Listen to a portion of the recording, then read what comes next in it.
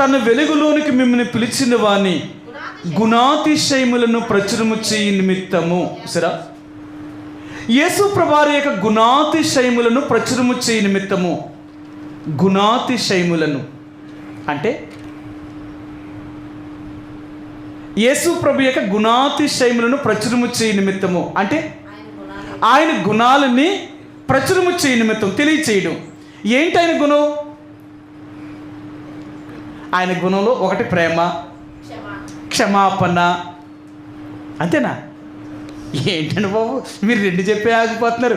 యేసు ప్రభువారు ఎలాంటి వాడు అంటే ఒకటి ప్రేమ, రెండు క్షమించగలిగిన గుణం కలిగిన వాడు, కృప కలిగిన వాడు,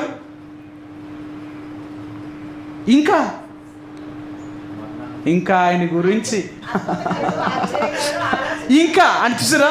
అంటే దేవుని యొక్క గుణాతిశయములను ప్రచురము